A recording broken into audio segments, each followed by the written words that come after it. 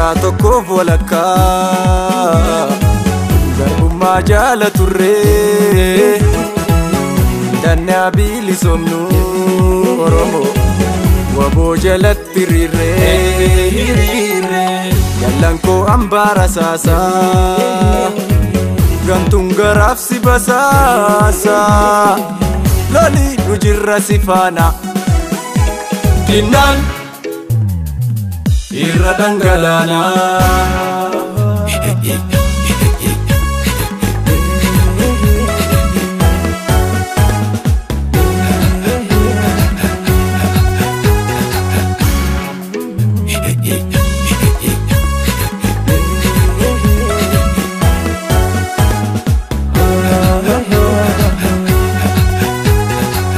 Lafeef dhiigaan ijaaramtus waboo abdii bilisummaa ololli sobaa sirraasoo loltuu nagaa mariisumaa beelaaf dheebuun yoo hammaatu sati yoom garaa kee hirtee hongeef qorraan waxalamtus maanaa sabaa yoom nyaattee rakkoof gidiraan baay'atus koyyoo kee ati hin dagannee hirbuu saba keetiif galtees toonaallee hin sharafnee ilaaf gamoonutu jiru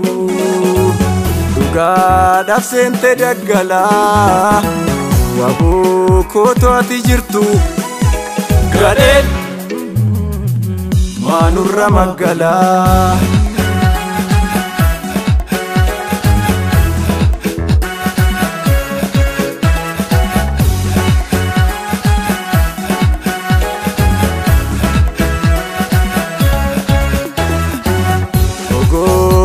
Kaadina kee tokkichi kee kuma fixaa jabeeffadhu kaadhannoo kee diinaa dhoowwadhu doolilaa kanaan oleef kan caalaan koo hin baafannee gumaa keenyaa har'as nutti dabalanii fayyinee madaan keenyaa itti muddi kaawwa bookoo yaa abdii saba Oromoo faayidaa mataa keef jettee atiin gurgurree kaaqomoo alaabaa kee ol kaafadhu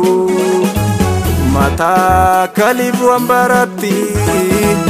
walloos nuuf deebisi waboo Oromiyaa jalatti.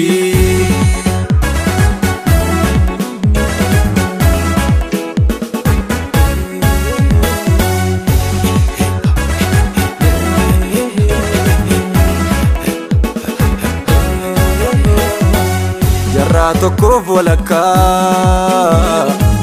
garbummaa jaala turree dannaa bilisomnu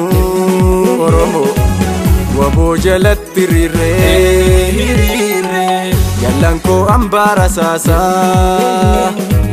gantuun garaaf si basaasaa lolii nu jirra si faana dinnaan irra dhangalaanaa.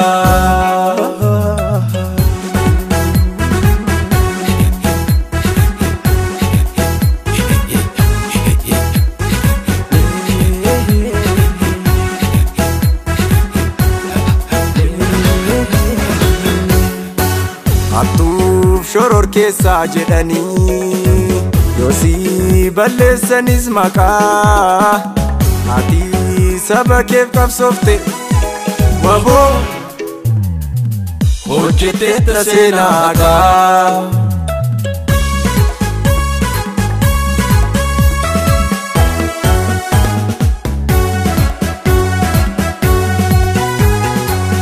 waboo ati jirta yoomuu kaayyoo uummata kee baattee ifteetu mul'atta waboo biiftuu samii taatee